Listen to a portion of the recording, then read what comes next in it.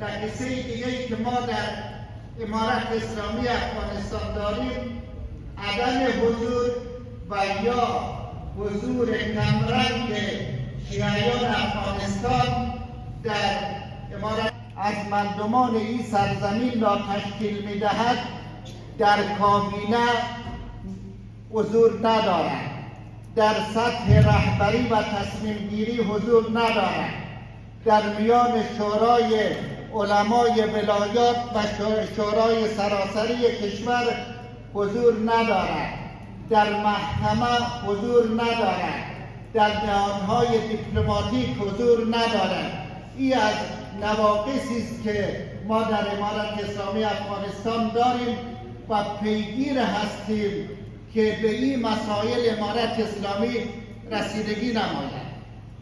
شیعیان افغانستان از آغازی که امارت اسلامی آمد استقبال کرد و خوش آمد گفت.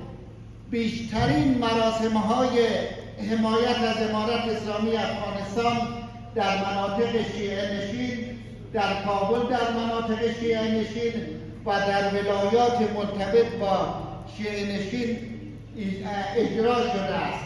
مراسم‌های کلان، برنامه‌های کلان، اما حضور این مردم در حکومت متاسفانه این مطالبه شرعی و مطالبه‌ای که حق شهروندان می باشد از لحاظ حقوقی و سیاسی به این رسیدگی نشده است. هر گروه اجتماعی که در حکومت و در نهادهای حکومتی راه نداشته باشد به حاشیه می رود و ممکن است مورد ستم قرار بگیرد.